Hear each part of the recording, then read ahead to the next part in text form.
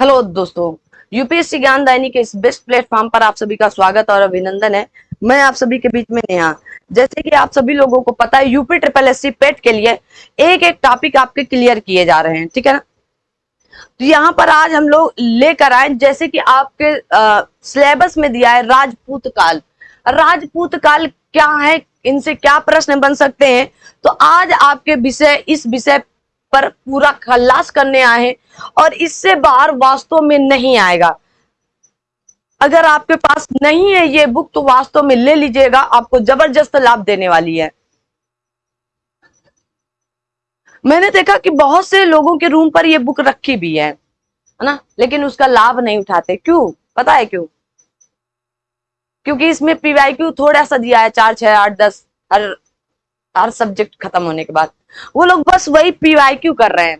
अरे भाई, 8-10 सब्जेक्ट या 8-10 पीवाईक्यू से आपका काम हो जाने, तो फिर एक अच्छी सी बुक ले लो पीवाईक्यू की, जो आपको उसमें अच्छे खासे पेपर दिए हों, है ना। तीनों साल जब से 21, 22, 23 जो हो रहा है ना, तो वो सब दिए हों, उसके बाद आप अच्छा करें तब भी ठीक है। ये घटना चक्र में ठीक है, टॉपिक तो अच्छे दिया है, एक एक टॉपिक आपको क्लियर किया है, लेकिन जो पीवाईक्यू है इसी से संबंधित, वो हर एक, जैसे इतिहास खत्म होगी ना तो 10-15 शायद दे दिया है टोटल इतिहास का। ये थोड़ा सा मतलब गड़बड़ किया है, बाकी और अच्छे से देता। अब वो देगा क्या, जो भाई पीछे पूछे गए वही उठाकर दे दिया गया है। अब उनको यहां से आप निकालें, यहीं से पूछा जाता है। आइए देखते हैं। कहा गया राजपूत काल, है ना। राजपूत काल में जैसे आपका गुर्जर प्रतिहार वंश का संस्थापक किसे माना जाता है, तो आप कहेंगे नागभट्ट प्रथम को माना जाता है। यह प्रश्न आपसे बन सकता है। ईस्वी ईस्वी नहीं पूछा जाता, अपना भी याद करेंगे तो चलेगा, ठीक है। ईस्वी नहीं पूछा जा सकता है, पूछा जाएगा तो संस्थापक कौन थे, तो नागभट्ट प्रथम थे, ठीक है। आगे आता है किसका, गुर्जर प्रतिहार वंश। अब आता है राष्ट्रकूट वंश की स्थापना किसने की, तो दंती दुर्ग ने की थी। कब की थी, तो 736 ईस्वी में की थी, ठीक है। इसने कहा गया मान्य खेट को अपनी राजधानी बनाया था, ये पूछा जा सकता है। तो राष्ट्रकूट वंश था, इसकी स्थापना किसने किया, तो आप कहेंगे दंती दुर्ग ने किया। इनकी राजधानी क्या थी, ये पूछा जा सकता है, तो आप कहेंगे मान्यखेट हुआ करते थे। दंती दुर्ग, अब यही दंती दुर्ग के संबंध में कहा जाता है कि उज्जैनी में उसने, कहा गया, हिरण्य गर्भ या महादान यज्ञ कराया था। मोस्ट इंपॉर्टेंट है। तो आपसे हिरण्य गर्भ या महादान किसने करवाया था उज्जैनी में, दंती दुर्ग ने करा। दंती दुर्ग कौन है, राष्ट्रकूट वंश का संस्थापक है। आगे बढ़ते हैं। कहा गया राष्ट्रकूट राजा अमोघ वर्ष प्रथम का जन्म 800 ईस्वी में नर्मदा नदी के किनारे श्री भावन नामक स्थान पर सैनिक छावनी में हुआ था। याद करना है, नहीं याद करना है। सिर्फ राष्ट्रकूट राजा कौन थे, तो अमोघ वर्ष प्रथम का जन्म नर्मदा नदी के श्री भावन नगर में हुआ था, इतना आप पढ़ सकते हो। आगे आता है, कहा गया गुर्जर जाति का प्रथम उल्लेख या गुर्जर प्रतिहार वंश का प्रथम उल्लेख आपका पुलकेशिन द्वितीय के ऐहोल अभिलेख या कर्नाटक में लेख है। कहां पर, कर्नाटक में लेख में हुआ था। तो अगर आपसे पूछा जाए गुर्जर जाति का प्रथम उल्लेख कहां मिलता है, गुर्जर जाति का, एक जाति है गुर्जर, तो अब पुलकेशिन द्वितीय के ऐहोल अभिलेख से मिलती है। कहां, कर्नाटक। इसी को कर्नाटक लेख भी कह देते हैं। ऐहोल अभिलेख कहा गया 634 ईस्वी में प्राप्त, यह संस्कृत काव्य में लिखा है। कैसा लिखा है, ये पूछा जाता है कि ऐहोल अभिलेख किस भाषा में लिखा है, तो संस्कृत काव्य में लिखा है।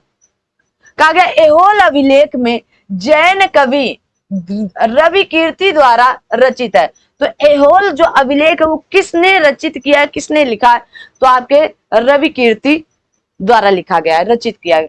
नालंदा विश्वविद्यालय को यूनेस्को ने विश्व धरोहर सूची में शामिल कर लिया है, सभी को पता है। नालंदा विश्वविद्यालय कहा गया बख्तियार खिलजी के अधीन तुर्क मुस्लिम आक्रमणकारियों ने 1193 ईस्वी में 93 में नष्ट किया था। कब, 1993 ना याद, 1193 में। किसने, तो आप कहेंगे बख्तियार खिलजी के अधीन तुर्क मुस्लिम आक्रमण से। कहा गया विक्रमशिला के प्राचीन बौद्ध विश्वविद्यालय की स्थापना बंगाल के पाल वंशी शासक धर्मपाल ने की थी, यह धर्मपाल द्वारा किया गया था। तो आपसे पूछा जा सकता है कि विक्रमशिला के प्राचीन बौद्ध विश्वविद्यालय या विक्रमशिला विश्वविद्यालय की स्थापना बंगाल के पाल वंशी शासक किसने? धर्मपाल। पूछा जाता है ये प्रश्न, तो याद रखेंगे। कहा गया मध्य प्रदेश के छतरपुर जिले में स्थित खजुराहो में चंदेल राजाओं द्वारा निर्मित मंदिर आज भी चंदेल स्थापत्य की उत्कृष्टता का बखान करते हैं। तो जो मध्य प्रदेश का आपका कौन सा मंदिर है? खजुराहो मंदिर है, उसमें किसने? तो चंदेल राजाओं द्वारा निर्मित। पूछा जाता है तो मध्य प्रदेश में खजुराहो मंदिर, एक ये पॉइंट निकल कर आया। खजुराहो मंदिर को किसने निर्मित करवाया था? तो चंदेल राजाओं ने। आज भी चंदेल स्थापत्य की उत्कृष्टता का व्याख्यान करता है या बखान करता है। कहा गया खजुराहो के मंदिर में कंदरिया महादेव मंदिर सर्वोत्तम है। कौन सा कंदरिया? अब आपसे अलग से पूछा जाता है कंदरिया महादेव मंदिर का स्थापत्य किसने करवाया था? तो चंदेल शासकों ने करवाया था। यूनेस्को के विश्व धरोहर स्थल सूची में शामिल मध्य प्रदेश के ऐतिहासिक स्थल खजुराहो का मंदिर, भीमबेटका की गुफाएं और सांची का स्तूप शामिल है। ठीक है ना। भीमबेटका की गुफाएं कहां पर है? मध्य प्रदेश में, पूछी जाती हैं। खजुराहो मध्य प्रदेश के छतरपुर जिले में स्थित है। कहा गया दशावतार मंदिर या देवगढ़ आपके ललितपुर में स्थित यह मंदिर क्या है? गुप्तकालीन है। तो दशावतार मंदिर कहां पर है? तो देवगढ़ ललितपुर में है। ठीक है, याद रख। कहा गया माउंट आबू के दिलवाड़ा जैन मंदिर संगमरमर के बने हैं। किसके? तो दिलवाड़ा जैन मंदिर कहाँ है? माउंट आबू पर। माउंट आबू कहां पर है? अरावली पर्वत पर। अरावली पर्वत का सबसे ऊंचा शिखर गुरु शिखर है। ठीक है, याद रख। जिनका निर्माण गुजरात के चालुक्य या सोलंकी शासक भीमदेव प्रथम के सामंत कहा गया बिमल शाह ने करवाया था। इंपॉर्टेंट है। कहा गया एलिफेंटा की प्रसिद्ध गुफाओं का निर्माण राष्ट्रकूट शासकों ने करवाया था। एलिफेंटा की कुल 7 गुफाएं मिली हैं, जिनमें से 5 गुफा मंदिर प्राप्त हुए हैं। 5 गुफाओं में कहा गया हिंदू धर्म मुख्यतः शिव से संबंधित मूर्तियां वहां मिली हैं। साथ ही यहाँ पर 2 बौद्ध गुफाएं भी हैं। कहा गया एलोरा का कैलाश मंदिर कैलाशकृत स्थापत्य का उदाहरण है। तो एलोरा का जो कैलाश मंदिर है ये कैलाश शैलकृत स्थापत्य का उदाहरण है। कहा गया द्रविड़ शैली के विश्व प्रसिद्ध कैलाश मंदिर का निर्माण राष्ट्रकूट शासक कृष्ण प्रथम ने करवाया था। किसने करवाया था? कृष्ण प्रथम। पूछा जाता है कि द्रविड़ शैली से निर्मित कौन सा कैलाश मंदिर का निर्माण किसने करवाया था? तो कृष्ण राष्ट्रकूट के शासक कृष्ण प्रथम ने करवाया था। ये देखो कुछ मंदिर है, जैसे विष्णु मंदिर पूछा जाता है कहां पर है? तो मध्य प्रदेश में। शिव मंदिर कहां पर है? मध्य प्रदेश के भुमरा में और वो तिगवा में है। पार्वती मंदिर तो नचना कुठार में है मध्य प्रदेश में। दशावतार मंदिर देवगढ़ उत्तर प्रदेश में। शिव मंदिर आपका मध्य प्रदेश के खो में है। 2 शिव मंदिर है। कहा गया भीतर गांव मंदिर आपके कानपुर उत्तर प्रदेश में है। आगे आता है अजंता की गुफा संख्या 16 में उत्कीर्ण कहा गया मरणासन राजकुमारी का चित्र एलोरा में प्रशंसनीय है। क्या है? तो आपकी अजंता की गुफा 16 में 16 जो है मतलब संख्या उत्तीर्ण की गई है। तो वहां पर मरणासन राजकुमारी, एक वहां की राजकुमारी थी, कौन सी? मरणासन और राजकुमारी का चित्र एलोरा में प्रशंसनीय है। पुरी स्थित कोणार्क का विशाल सूर्य का मंदिर नरसिंह देव वर्मन ने कहा गया चोंड गंग ने बनवाया था। तो नरसिंह देव वर्मन ने बनवाया था, ये पूछा जाता है। कोणार्क के सूर्य मंदिर को काला पैगोड़ा या ब्लैक पैगोड़ा भी कहा जाता है। ठीक है, याद रखना। कहा गया मुंडेरा का सूर्य मंदिर गुजरात में स्थित है। कहां पर? मुंडेरा का सूर्य मंदिर। इसका निर्माण सोलंकी वंश के राजा भीमदेव प्रथम द्वारा करवाया गया था। याद रख। लिंगराज मंदिर उड़ीसा के भुवनेश्वर में स्थित है। इस मंदिर की शैली क्या है? नागर शैली है। ठीक है, नागर शैली है। जगन्नाथ मंदिर उड़ीसा राज्य के पुरी जिले में स्थित है। इंपॉर्टेंट है, याद करके रखे। यह मंदिर नागर शैली में स्थित है। कौन सा? नागर शैली में है। ठीक है। कहा गया ओंकारवाट या अंकोरवाट मंदिर जो आपका समूह का निर्माण कहा गया कंपुचिया या वर्तमान कंबोडिया में। पहले इसका नाम क्या था? कंपुचिया था, ये भी आ सकता है। और अभी वर्तमान में इसे कंबोडिया के शासक सूर्यवर्मन द्वितीय द्वारा 12वीं शताब्दी के प्रारंभ में अपनी राजधानी कहा गया यशोधरपुर या वर्तमान में अंगकोर में कराया गया था। ठीक है, कहा गया बोरा बुदुर का प्रख्यात स्तूप इंडोनेशिया के जावा द्वीप पर स्थित है। इंपॉर्टेंट है, बोरा बुदुर एक यूनेस्को द्वारा मान्य विश्व विरासत स्थल है। कहा गया पांड्यों के राज्यकाल में द्रविड़ शैली में मंदिरों का निर्माण हुआ, जैसे महाबलीपुरम में रथ मंदिरों का निर्माण पल्लो शासक का करवाया गया। किसने करवाया था? पल्लो शासक द्वारा करवाया गया था। कहा गया पल्लो कालीन मामलल शैली में बनाने रथों तथा एकात्मक मंदिरों का द्रौपदी रथ सबसे छोटा है। कौन सा? द्रौपदी रथ पूछा जाता है, तो आप याद रखेंगे मामलल शैली में। कौन सा? तो पल्लो कालीन जो थे वो मामलल शैली में बने रथ का एकात्मक मंदिरों में द्रौपदी रथ मंदिर सबसे छोटा है, याद रखेंगे। कहा गया संगम युग में दक्षिण भारत में पांड्य राजाओं के संरक्षण में 3 संगम आयोजित किए गए थे। प्रथम संगम कहा गया मदुरै में हुआ था और इसके अध्यक्षता अगस्त्य ऋषि ने किया था। द्वितीय संगम आपके कहा गया कि कपाटपुरम में हुआ था, इसी को अलवाई कहा जाता है। अगस्त्य ऋषि तथा आपके तोलक्य वियर ने करवाया था। अगले तृतीय संगम ये भी मदुरै में हुआ था और ये आपके कहा गया नकीर की अध्यक्षता में हुआ था। दक्षिण भारत के कहा गया आर्यकरण का श्रेय महर्षि अगस्त को ही दिया जाता है। कहा गया महर्षि अगस्त को तमिल साहित्य के जनक के रूप में जाना जाता है, तो याद रखना इनको। कहा गया यहीं पर शील पप्पादिकारम ना लेखक का कहा गया एलंगो आर्डिगल था। ठीक है, आर्डिगल था, याद रखना इनको। ठीक है, कहा गया संगम साहित्य में केवल चोल चेर और पांड्य राजाओं के उद्भव और विकास का विवरण मिलता है। किसमें? तो संगम साहित्य में। कहा गया कुरल क्या था? तमिल साहित्यों का बाइबिल तथा लघु वेद माना जाता है। तो कुरल आपका क्या है? तमिल साहित्यों का बाइबिल माना जाता है। इसे कहा गया कि आपके मुप्पाल भी कहा जाता है। इसे क्या? मुप्पाल भी कहा जाता है। इसकी रचना सुप्रसिद्ध कवि तिरुवल्लुवर ने की थी। कौन? तिरुवल्लुवर ने की थी। चोल स्थापत्य के उत्कृष्ट नमूने तंजौर के शैव मंदिर जो आपके राजराजेश्वर या आपके बृहदेश्वर नाम से प्रसिद्ध है। निर्माण राजा राम प्रथम के काल में हुआ था। तो किसके? राज के प्रथम में हुआ था। तो तंजौर के शैव मंदिर का निर्माण या इसी को आप कहेंगे राजराजेश्वर या बृहदेश्वर का जो नाम से प्रसिद्ध है, तो इसका निर्माण किसने करवाया था? तो राज प्रथम ने करवाया था। मोस्ट इंपॉर्टेंट है, ये चोल शासक थे। कहा गया चोलों की राजधानी तंजौर थी। इसके अतिरिक्त यहीं की राजधानी आपकी गैंगेकोंड चोलपुरम थी। ठीक है, चोलों की राजधानी बनी थी, याद रखना। कहा गया संगम काल में चोलों की राजधानी कहा गया उर्रैयूर थी। कहा गया परांतक प्रथम ने मदुरै के पांड्य राजा को हराकर मदुरै कोंड उपाधि धारण की थी। कौन थे? मदुरै कोंड उपाधि धारण। कौन? परांतक राजा थे। परांतक प्रथम ने मदुरै के पांड्य राजाओं को हरा करके। कहा गया कुलोतुंग प्रथम के समय में श्रीलंका के राजा विजय बाहु ने अपनी स्वतंत्रता घोषित की थी। इंपॉर्टेंट है।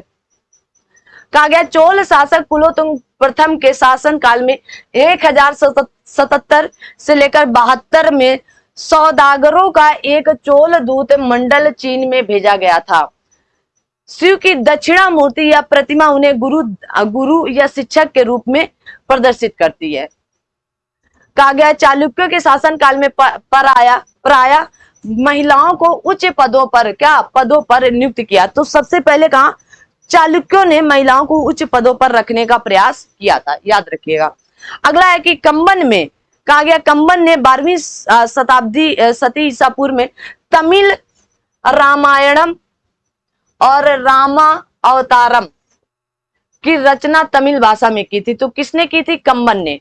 तो कंबन से पूछा जा सकता है तमिल रामायणम या आप कह सकते हैं राम अवतारम की रचना तमिल भाषा में किसने की थी? तो कंबन ने, पूछा जाता है। राष्ट्रकूट वंश की राजधानी क्या थी? तो मान्यखेड़ थी। पहली बात तो यहीं से शुरू हुई थी। कहा गया होयसलों की राजधानी, तो आप कहेंगे द्वार समुद्र थी, ठीक है ना।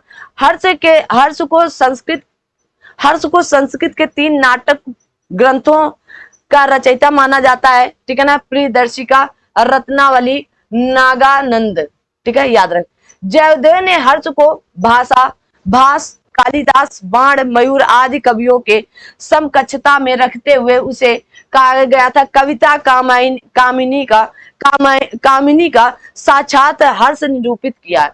तो हर्ष को जयदेव ने क्या कहा था कि भास का, ठीक है, कालिदास का, बाण, मयूर आदि कवियों की समकक्षता में रखते हुए उसे क्या कहा गया? तो आप कहेंगे कविता कामिनी का साक्षात हर्ष बताया गया था। आइए, तो अब आपसे पूछी जा सकती कुछ रचनाएं, जैसे सर्ववर्मा, तो आप कहेंगे कांत्र। तो ये लेखक है सर्ववर्मा, इनकी रचना क्या थी? कातंत्र थी। कहा गया भारवी की, आप कहेंगे भारवी की आपकी रचना क्या थी? तो आप कहेंगे कीर्तर्जनी नियम थी। और राजशेखर, मोस्ट इंपॉर्टेंट है, कर्पूर मंजरी थी। चंद्रबरदाई, पृथ्वीराज रासो थी।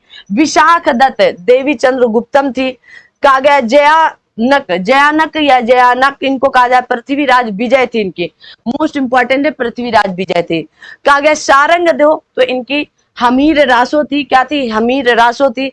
विल्लड़, तो विल्लड़ की क्या थी? तो आप कहेंगे विक्रमक देव चरित्र थी, इंपॉर्टेंट है।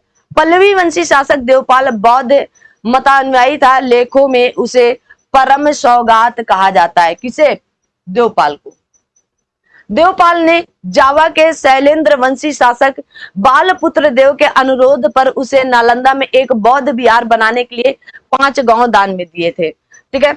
जो आपका जेजक भुक्ति है, इसे बुंदेलखंड का प्राचीन नाम बताया जाता है। जो आपका बुंदेलखंड है, तो ये इसका क्या था? जेजक भुक्ति बुंदेलखंड का पुराना नाम बताया जाता है। आप इसे इसी तरह, यहाँ पर कई शासन वगैरह भी हुए, तो उनको भी आप याद कर सकते हो, लेकिन आप में इतना डिटेल नहीं दिया गया, इसलिए मैंने नहीं बताया, ठीक है।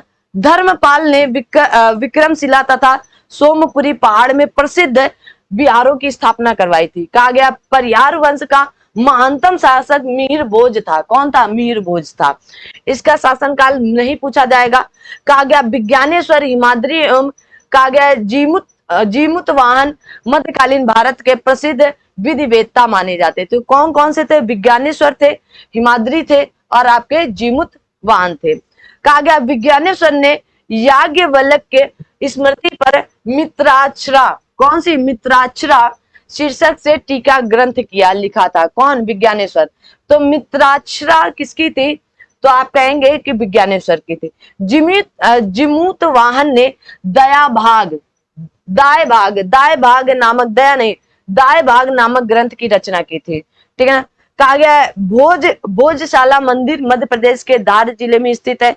यहाँ पर आप कहेंगे वाग्य देवी या इन्हीं को कहा जाता है भगवती सरस्वती देवी। वाग्य, जैसे कोई अपने नाम के आगे वाग्य लगाता है, वाग्य देवी, ठीक है।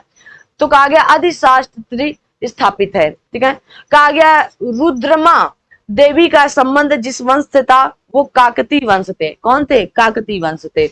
और काकती साम्राज्य की राजधानी वारंगल हुआ करती थी। आपसे यही प्रश्न पूछेगा, काकती वंश की राजधानी क्या थी? वारंगल थी।